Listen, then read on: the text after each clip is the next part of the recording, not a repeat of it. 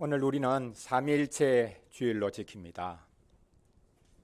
신이 없다고 하는 사람들이 많고 신이 있다라고 하는 소위 말하는 유신론 중에 신은 한 분이다.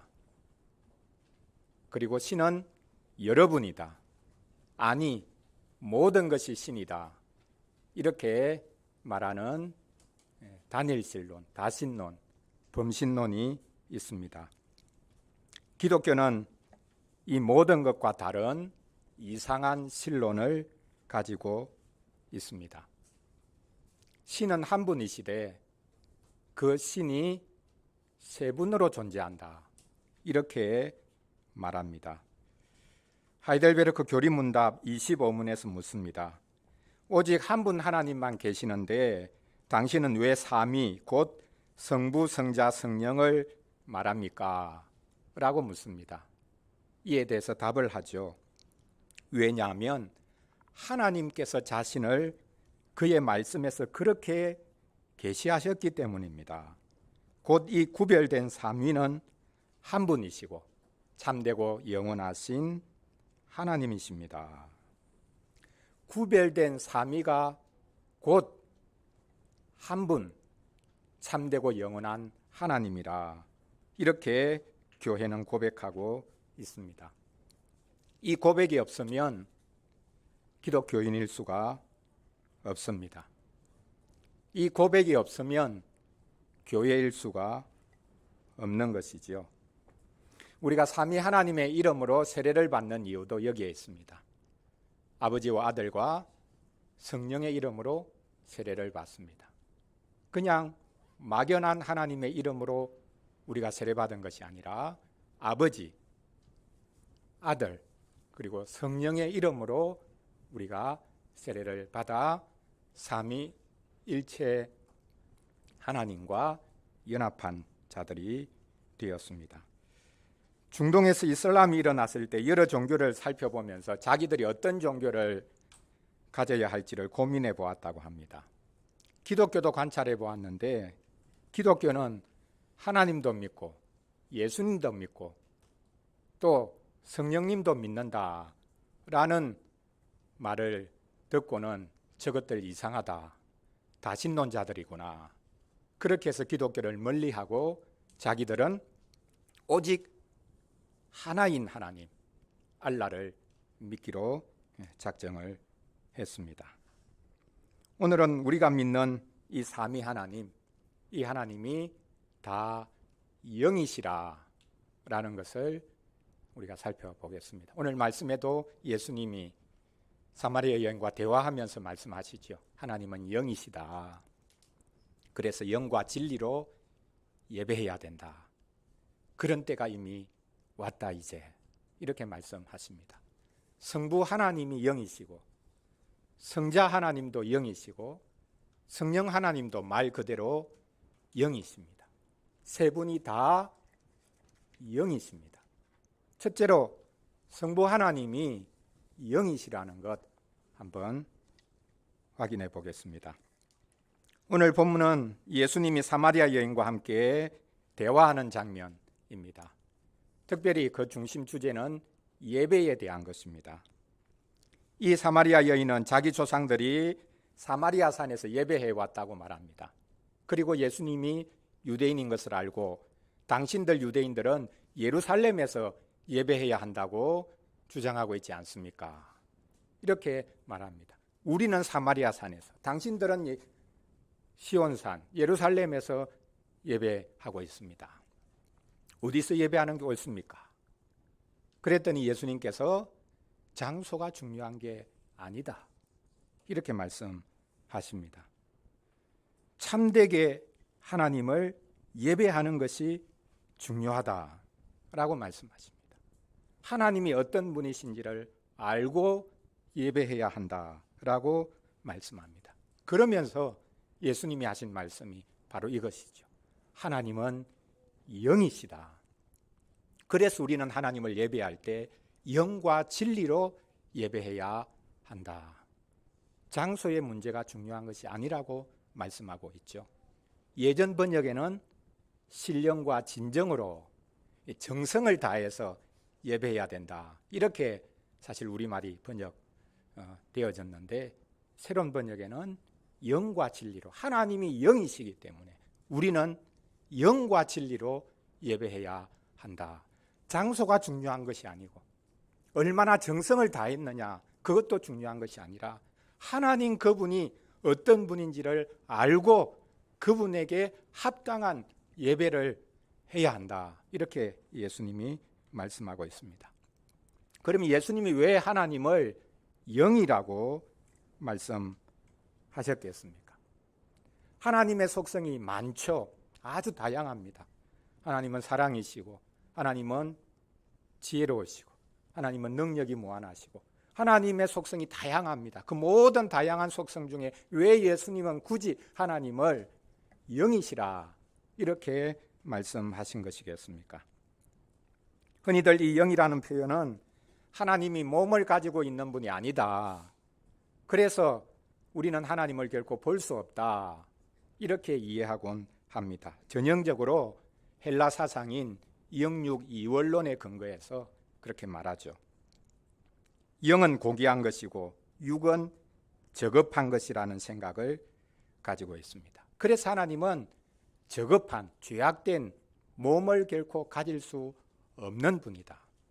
자연스럽게 그 하나님은 몸이 없으시기 때문에 순수한 영이시기 때문에 우리는 그분을 우리 육신의 눈으로 볼 수 없다. 이렇게 우리는 생각을 합니다. 하나님은 육을 가진 분이 아니고 영만 가지고 있는 분이다. 우리가 이렇게 생각합니다. 실제로 성경에서도 그렇게 말씀하고 있죠. 디모데전서 6장 16절에서 말씀합니다.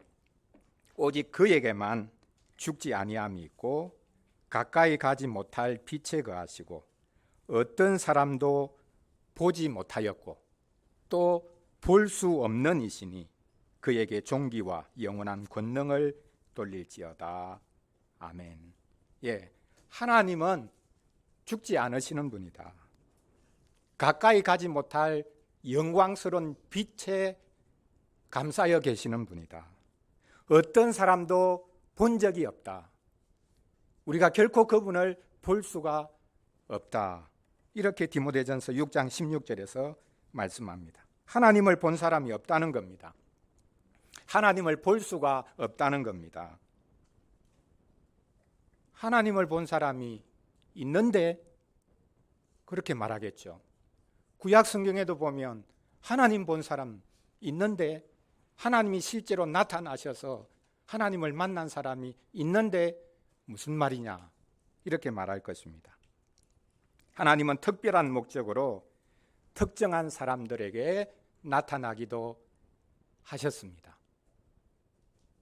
그런데 이것은 하나님의 크신 은혜임을 알 수 있습니다. 하나님께서 자신을 나타내 보여주셔야, 하나님이 나타나셔서 말씀해 주셔야 우리가 비로소 그 하나님을 알 수 있기 때문에 하나님께서 이런 특별한 목적으로 특정한 사람들에게 어떻게 보면 일시적으로 나타나셨던 것입니다. 그럼에도 불구하고 우리는 하나님을 우리의 육신의 눈으로 볼 수가 없습니다.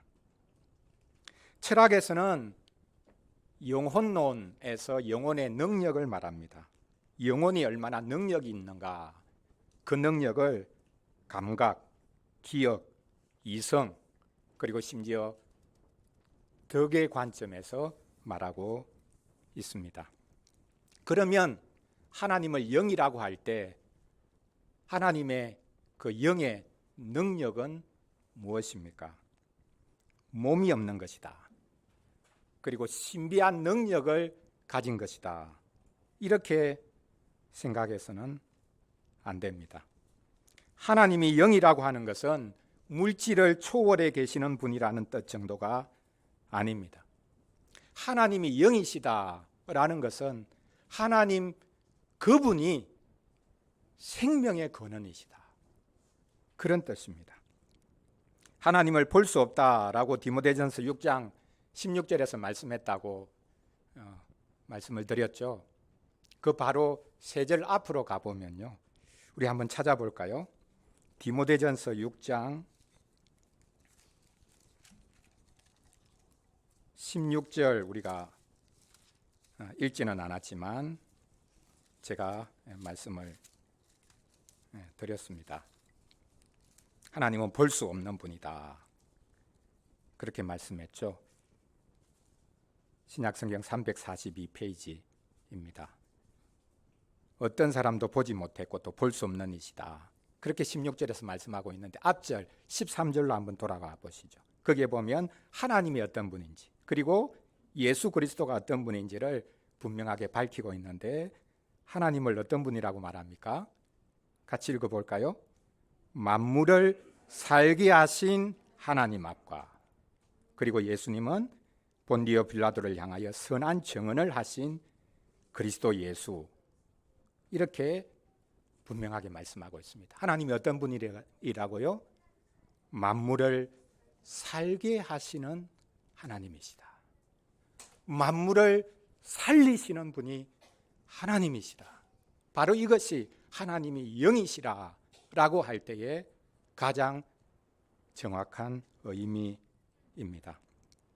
하나님이 없이는 생명이 없습니다. 하나님은 창조주이시기 때문입니다.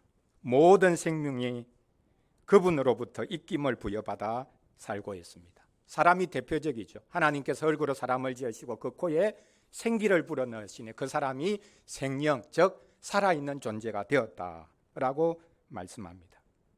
그런데 이상합니다. 생명을 주신 하나님, 하나님의 형상대로 사람을 지으신 그 하나님께서 아담에게 온갖 좋은 것 다 먹고 마시라, 그렇게 하셔놓고는 선악과를 먹으면 죽는다 라고 하셨습니다. 여러분, 생명을 주신 하나님께서 죽는다, 이렇게 말씀을 하고 계십니다. 왜 생명을 주셔놓고는 죽는다고 하십니까? 그렇게 말씀하신 이유가 무엇이겠습니까? 생명을 주시는 하나님이 죽는다고 경고하신 것은 하나님이 생명의 근원이시고, 하나님께 순종하면 우리가 영원한 생명을 누릴 수 있다는 것을 오히려 보여주는 말씀입니다. 쉽게 말하면 하나님께 붙어 있으라는 겁니다. 너희 인생은 하나님께 붙어 있으면 산다. 나에게서 떨어져 나가면 너희 죽는다. 나에게 붙어 있어. 내가 너희들 살려준다. 잘 살게 해줄게. 영원히 살게 해줄게. 나와 영원히 교제하며 살게 해줄게. 너희는 내 형상으로 지음받았지 않냐? 어떤 생물들과 다르다. 너희는 나를 꼭 빼닮은 존재야. 내가 너희와 영원히 교제하고 싶어. 나에게 붙어 있어. 이것이 바로 선악과를 먹으면 죽는다 라고 겉으로 볼 때 하나님께서 죽음에 관해서 말씀하시면서 하나님 속 마음에 가지고 계신 생각이 바로 이것이었습니다. 하나님께 붙어 있는 것이 생명을 누릴 수 있는 길이 된다는 것을 하나님은 보여주셨습니다. 모든 만물이 마찬가지지만 사람은 더더욱 하나님을 떠나서 살 수 없는 존재입니다. 모든 생명은 하나님으로부터 나오기 때문입니다. 우리가 구약 성경을 보면 신약 성경도 사실 마찬가지지만 하나님께서 너희 우상 섬기지 말라 말씀하셨죠. 우리가 예배 때마다 10계명 읽는데 첫 번째 계명이 뭡니까? 너는 나 외에 다른 신 두지 마라. 2계명은요, 우상 만들어서 섬기지 마라. 왜 그렇게 했습니까? 하나님이 질투하기 때문에 그렇습니까? 우상이 뭡니까? 우상은 죽어있는 존재입니다. 움직일 수가 없습니다. 죽어있는 존재인 우상 섬기지 말고 살아있는 나 여호와 하나님 섬기라. 그러면 너희가 살 거다. 이렇게 말씀하고 있습니다. 하나님은 우상과 달리 살아계시는 분이고 그분으로부터 모든 생명이 흘러나옵니다. 우리는 바로 이렇게 생명 주시는 분을 예배합니다. 하나님은 영이시라. 그래서 영과 진리로 예배하라. 그 하나님 예배할 때 너희가 살아난다. 너희가 하나님 예배할수록 너희가 계속해서 잘 살아갈 수 있다. 계속해서 생명을 우리에게 공급해 주시기 위해서 우리로 하여금 예배하라고 부르시는 것입니다. 우리는 모든 생명이 흘러나오는 분을 예배합니다.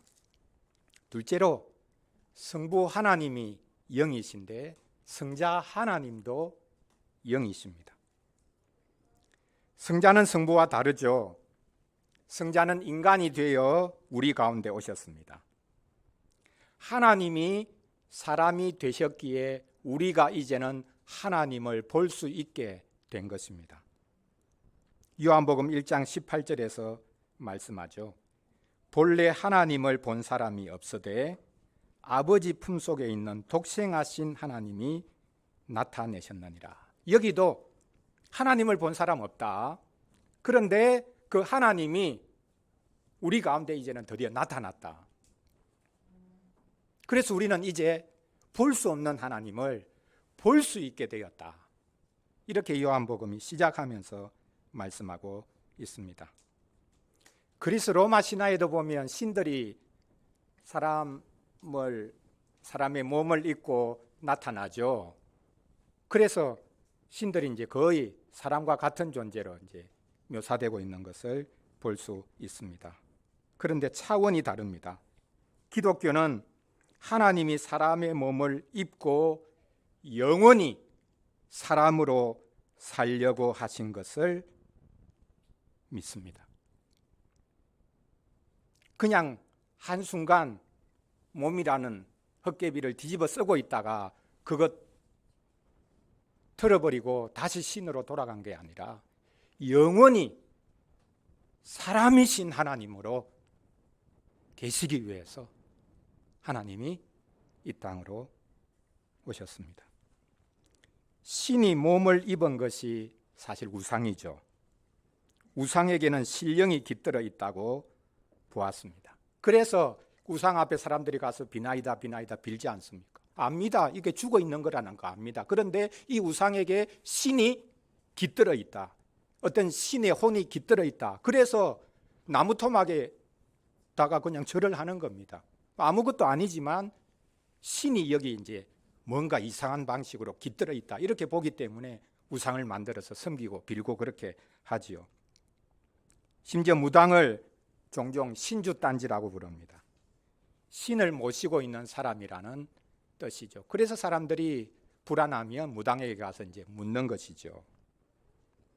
사람이 신주단지가 된 것이 아니라, 우상이 신주단지가 된 것이 아니라 하나님이 사람이 되셨습니다. 요한복음 1장 14절에서 말씀합니다. 말씀이 육신이 되어 우리 가운데 거하셨다. 이렇게 표현하고 있습니다. 이것이 소위 말해서 이제 신학적으로 성육신이라고 부르죠. 성탄절의 신비입니다. 말씀이 육신이 되어서 우리 가운데 거하셨다. 이 말씀이 누굽니까?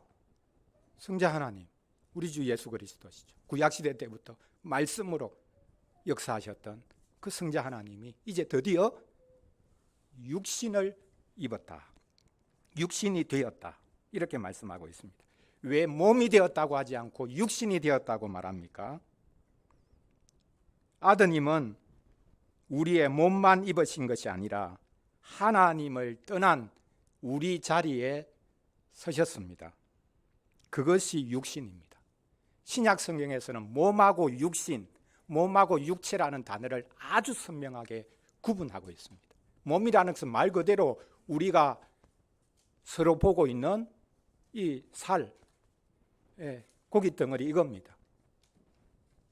그런데 육신은 하나님을 떠나서 자기 욕만대로 사는 인생이 된 것을 사람이 육신이 되었다, 육체가 되었다라고 표현합니다. 하나님께서 노아에게 말씀하시죠. 방주지어라. 내가 이 모든 생물을 멸하겠다. 그 이유가 뭐라고 하시느냐 하면 사람이 육체가 됐기 때문이다. 하나님을 섬기고 이웃을 사랑하면서 같이 더불어 살아가야 되는 인생이 육체가 되어버린 겁니다. 자기 욕망을 위해서만 살아가는 육체가 되어버린 것입니다. 그래서 하나님께서 세상 모든 생물을 내가 멸하겠다. 이렇게 말씀하셨습니다. 예수님이 바로 그 육체를 입으셨다. 말씀이 육신이 되었다. 그렇게 말씀하고 있습니다. 죄를 범한 우리 자리에 그리스도께서, 성자께서 고스란히 서시고 우리 자리에 서셔서 하나님의 구원의 역사를 이루셨다라고 성경이 말씀하고 있습니다. 성자 하나님이 이 모든 우리의 죄악을 뒤집어 쓰시기 위해 육신이 되어 우리 가운데 오셨습니다. 하나님이 이제는 몸을 당신의 것으로 가지시게 되었습니다. 하나님이 사람과 하나가 되셨습니다. 성자를 통해서 이루어진 놀라운 신비입니다. 이럴 수가 없습니다. 하나님이 사람이 되었습니다. 성자께서는, 우리 주 예수 그리스도께서는 영이신 사람, 사람인 영입니다. 예수님이 영이라고 한 분명한 성경 구절 있죠. 어디입니까? 하나님이 영이신데 예수님도 영이다. 어디에 있습니까? 우리가 여러 번 살펴본 적이 있는데 고린도전서 15장에 보면, 오늘 제가 아담 이야기도 했죠. 하나님이 그 코에 생기를 불어넣어서 살아있는 존재가 되었다. 그런데 부활로 말미암아 예수님은 이제 살려주는 영이 되셨다. 이렇게 말씀하고 있죠. 우리 한번 찾아보겠습니다. 고린도전서 15장 45절 말씀입니다. 고린도전서 15장 45절 말씀입니다. 신약성경 284페이지입니다. 우리 같이 읽어보겠습니다. 기록된 바 첫사람 아담은 생명이 되었다 함과 같이 마지막 아담은 살려주는 영이 되었나니. 첫사람 아담은 생명, 그냥 살아있는 존재라는 그런 말입니다. 그러나 마지막 아담인 예수 그리스도는 살려주는 영이 되었다라고 말씀하고 있습니다. 첫사람 아담은 살아있는 존재였고 마지막 아담은 살려주는 존재였습니다. 그리스도는 죽음에서 살아나셨을 뿐만 아니라 이제 살려주는 분이 되었습니다. 이것이 바로 성자도 영이시다. 우리 주 예수 그리스도, 신인이신 예수 그리스도, 그분도 영이시다 라고 말할 수 있는 근거이지요. 그리스도는 부활하심으로 몸을 벗어 던지고 영으로 돌아간 것이 아닙니다.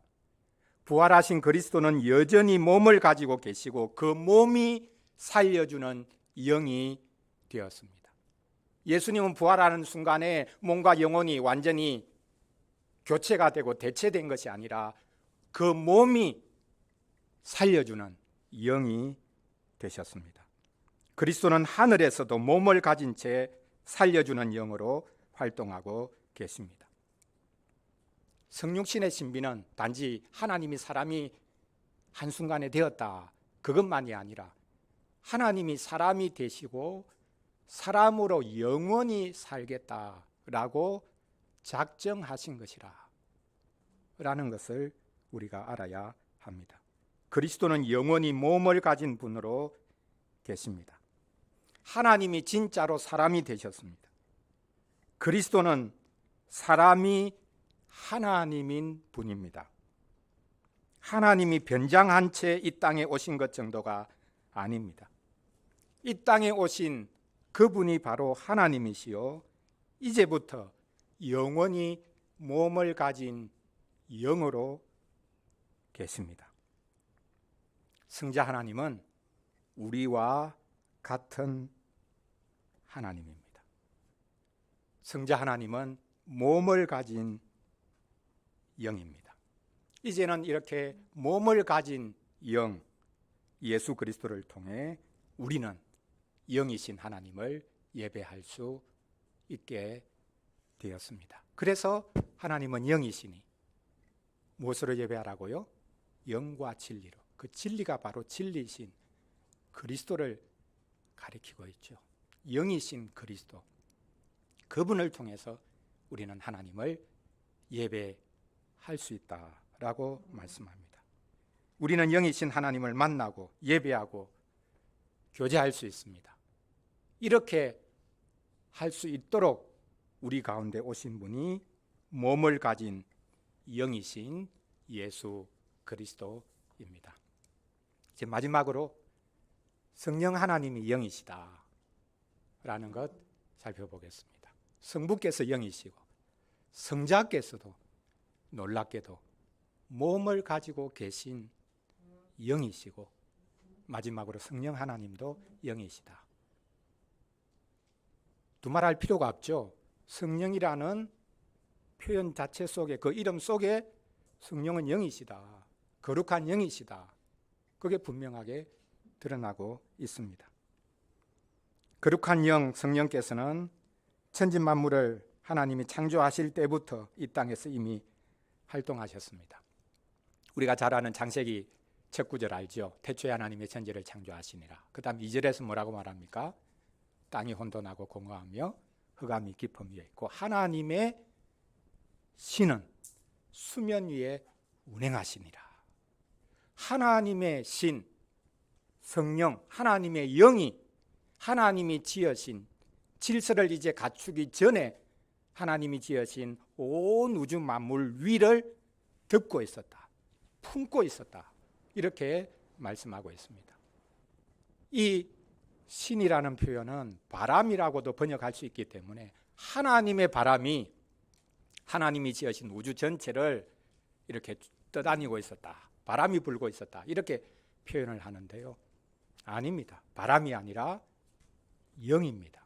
하나님의 영이신 성령께서 하나님이 지으신 우주 만물을 품고 새롭게 질서를 지우시고 살려주시는 일을 하셨던 것입니다. 또 다른 하나님, 영이신 하나님이 하나님이 지으신 우주 만물을 품고 있습니다. 그 하나님께서 생명이 활기를 얻도록 계속해서 품고 계십니다. 여기 하나님의 영이 수면 위에 운행했다, 이렇게 수면 위를 이렇게 쭉 떠다니고 있었다. 근데 사실 엄밀하게 보면 그 수면 위를 품고 있었다, 이렇게 번역할 수 있는 단어입니다. 이 단어가 이스라엘이 출애굽할 때도 등장합니다. 모세의 고별사에 나오는데요. 신명기 32장 11절 12절입니다. 마치 독수리가 자기의 보금자리를 어지럽게 하며 자기의 새끼 위에 너풀거리며 그의 날개를 펴서 새끼를 받으며 그의 날개 위에 그것을 엎는 것 같이 여호와께서 홀로 그를 인도하셨고 그와 함께한 다른 신이 없었도다. 여기 독수리가 새끼 위에 날개를 펴고 너풀거리고 있다, 이게 바로 하나님의 신이 수면 위에 운행했다라는 단어와 똑같은 단어입니다. 날개를 펴 새끼 위에 너풀거린다는 말이 바로 천지창조 때 하나님의 영이 수면 위에 운행했다는 말과 같습니다. 출애굽 상황이기 때문에 성령께서 독수리가 자기 새끼를 지키는 것으로 표현하고 있습니다. 창조 때도 마찬가지고 구원 때도 마찬가지고 성령께서, 거룩한 영께서 역사하셨다라고 말씀합니다. 바로 이것이 영이신 성령님의 모습입니다. 성령님은 말 그대로 영입니다. 특별히 그리스도를 그리스도 되게 하신 분이 성령이십니다. 그리스도를 이 땅에 오게 하신 분이 바로 성령님이십니다. 그리스도를 잘 살게 하신 분이 성령님입니다. 그리스도를 죽은 자 가운데서 살려주신 분이 성령님입니다. 그리스도를 직분자답게 살게 하신 분이 성령님입니다.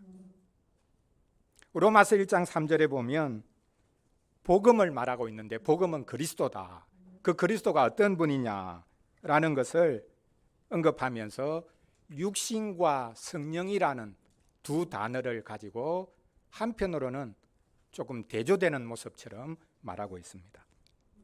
그의 아들에 관하여 말하자면 육신으로는 다윗의 혈통에서 나셨고 성결의 영으로는, 즉 성령의 관점에서는 그분이 죽은 자들 가운데서 부활하사 능력으로 하나님의 아들로 선포되셨으니 곧 우리 주 예수 그리스도시니라. 육체를 입으신 분, 다윗의 후손으로 육체를 입고 이 땅에 오신 분이 성령의 능력을 힘입어 성부의 뜻을 이룰 수 있었다. 이것이 복음이다 라고 말하고 있습니다. 오직 성령께서, 거룩한 영께서 활동하심으로 아버지의 뜻을 아드님이 이 땅에서 몸을 가지고 이룰 수 있었다. 이렇게 말씀하고 있습니다. 성결의 영, 즉 성령께서 하신 일을 부활에만 적용해서는 안 됩니다. 성령께서는 요람에서 무덤까지가 아니라 마리아의 임신부터 시작하여 그분의 생애 전체, 부활과 승천까지 역사하셨습니다. 성령께서는 그리스도를 성령적인 분이 되게 하셨습니다. 그리스도는 성령이 없었다면 이 땅에 오셔서 자신의 직분을 감당할 수 없었을 것입니다. 그래서 성령께서는 정말 우리를 품고 우리를 살리시고 우리를 활기 있게 하시고 우리의 생명이 아름답게 만들어 주시는 영이시라라는 것을 알 수 있습니다. 성령이 아니고서는 우리가 영이신 하나님을 예배할 수 없습니다. 그래서 예수님이 뭐라고 말씀하십니까? 하나님은 영이시니 영과 진리로. 그 두 번째 영은 무엇입니까? 성령이십니다. 성령으로 진리신 그리스도로. 여기 삼위일체 하나님이 함께 나오고 있죠. 예배에 삼위일체 하나님이 함께 나옵니다. 예배의 대상은 성부 하나님이시죠. 예배의 내용은 그리스도이십니다. 예배의 분위기는 성령이십니다.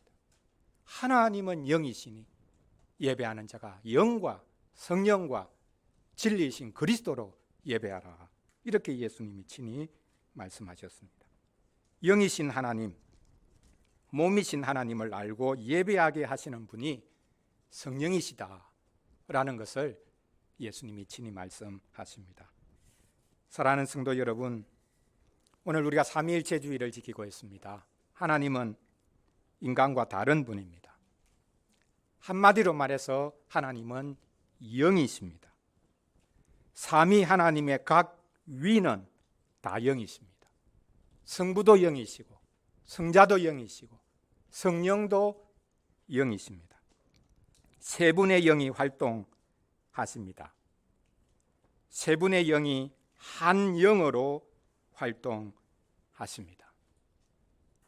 영을 생명의 관점에서 말할 수 있다고 말씀드렸죠. 성부는 생명을 주는 영입니다. 성자는 죽었던 영을 살리는 영입니다.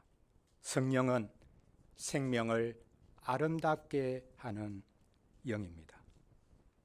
그래서 예수님이 말씀하십니다. 하나님은 영이시니 영과 진리로 예배할지니라 라고 하셨습니다. 우리가 성령과 진리이신 그리스도의 인도를 받아 예배할 때 하나님께서 영광을 받으십니다.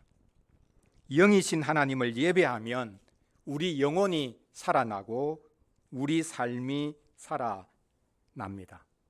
이 땅을 살아갈 수 있는 놀라운 생명이 예배를 통해서 우리에게 공급됩니다.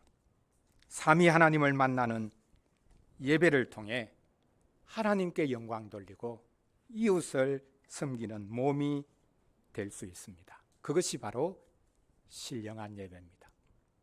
우리가 잘 아는 로마서 12장 1절 말씀 있죠. 너희 몸을 하나님이 기뻐하시는 거룩한 산 제물로 드리라. 이것이 바로 합당한 예배다. 우리말 번역에는 신령한 예배라고 되어 있는데요, 합당한 예배라는 겁니다. 영이신 하나님을 예배할 때 우리 몸도 영처럼 됩니다. 이웃을 섬기는, 자신을 내어주는 진정한 몸 될 수 있다는 것을 말씀하고 있습니다. 너무나 연약한 몸을 가지고도 하나님께 영광 돌리고 이웃을 섬길 수 있는 몸이 될 수 있는 비결, 그것이 영이신 하나님을 예배할 때 우리가 누릴 수 있는 유익입니다. 영이신 하나님을 예배하면서 몸을 잘 사용하는 사람다운 사람이 될 수 있기를 간절히 바랍니다. 기도하겠습니다. 하나님 아버지, 하나님은 영이십니다.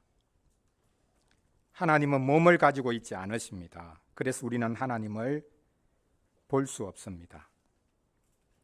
하나님이 영인 것은 볼 수 없는 분이라는 것을 넘어 하나님이 살려주시는 분이라는 것을 말하는 것입니다. 모든 생명은 하나님, 그것도 삼위 하나님으로부터 풍성하게 옵니다. 우리 몸도 하나님으로부터 왔습니다. 성부는 몸을 가지지 않은 영이십니다. 그런데 성자는 몸을 가진 영이십니다. 성령은 몸처럼 움직이는 영입니다. 삼위 하나님께서 영이시니 우리가 그 삼위 하나님을 예배하면 우리 몸이 새로워집니다.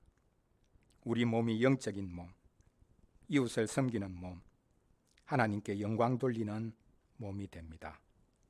우리 몸이 아무리 연약하고 병들고 쓸모없어 보여도 우리 몸이야말로 하나님을 사랑하고 이웃을 사랑하는 영적인 몸이라는 것을 알게 하여 주옵소서. 영이신 하나님을 예배함으로 우리 몸까지 하나님이 기뻐하시는 몸이 될 수 있도록 도와 주옵소서. 성부와 성령과 함께 경배와 영광을 받으시는 우리 주 예수 그리스도의 이름으로 기도합니다. 아멘. 찬송 305장 부르겠습니다. 나 같은 죄인 살리신 삼위 하나님으로 말미암아 살아난